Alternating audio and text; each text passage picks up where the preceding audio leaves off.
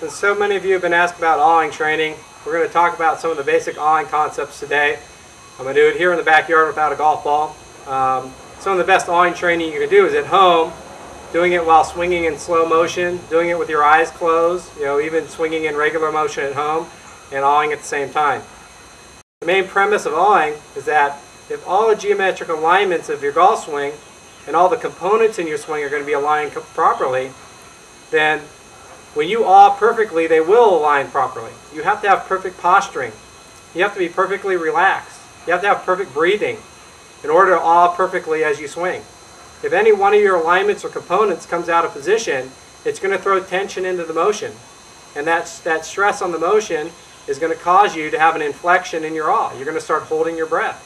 You're going to feel either hiccups in the awe, you're going to feel inflections in the awe, or it might cut out completely. Whenever you exert too much physical force instead of using technique, you're also going to find that you're going to have hitches and inflections in the awe. So the key to awing well is first to even learn how to awe, to have a good awe. So just if you stand up vertically and you say awe, you just have your basic awe. Well, eventually you want to get that awe to get deeper and deeper and deeper. You want to feel it come from the diaphragm instead of from up in the chest. If I awe from my chest, we can hear that high-pitched awe. The deeper my awe gets, the deeper the awe is going to sound. If you look at just how basic posturing works, if I start awing, and I bend in such a way that I come out of posture, you can hear that it constrained my awe. If I keep proper posturing when I bend,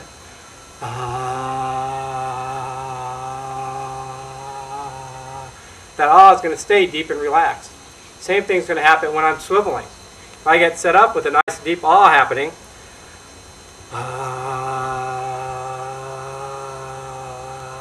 and I start swiveling from my center, my awe is going to stay nice and relaxed. Keep in mind that anybody can develop the best swing that fits them, the most optimal swing for them, if all they do is start awing, listen to their awe as they swing, and keep developing a swing that gets rid of all the hitches in the awe.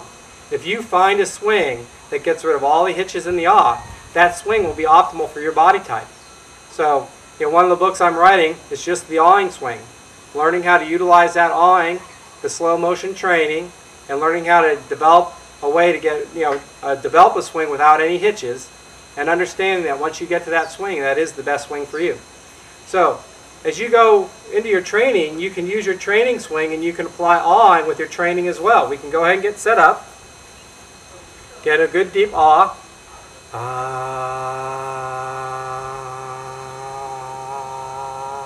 and you can start moving through the positions of your training swing. In the beginning, you probably will only be able to get to the top of the backswing with one awe and you'll run out of breath. That's okay. Once you get to the top, take another deep breath, and then begin awing again, and then work on the downward part of the training swing. If you run out of breath before you finish your training swing, go ahead and pause at that point. Take another deep breath, start awing, and keep moving on. With continual awing training, you'll be able to awe for longer and longer periods of time as you're swinging. You'll be able to swing 2 or 3 times on one awe eventually. But for now, you're going to have a hard time getting through even one swing with a good awe. That's okay.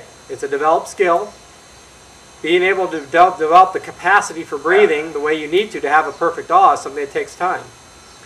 It took me 1 year of training 2 hours a day of awing at home in slow motion training, just like we're talking about today, before I perfected my awe. So it's going to take you a long time to get there.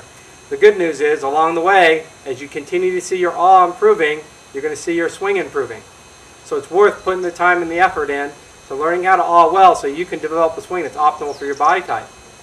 Some other benefits of awing are it helps you clear your mind. If you are a New Horizons student, we talk about the process, train, rehearse, and go. In the go zone, we want your mind to be clear. We actually want your conscious mind to be sitting on the bench. We want your inner eye, your inner mind to have a clear image of what you want to do, and we just want to be reacting to that image. Awing helps you do that. It clears the mind. It puts the conscious mind on the bench and allows you simply to pay attention to the actions that you're performing. It allows you to keep a clear image of the target in your mind's eye. So awing has benefits that help bring the physical skills together with the inner skills. It has a full mind-body connection, application.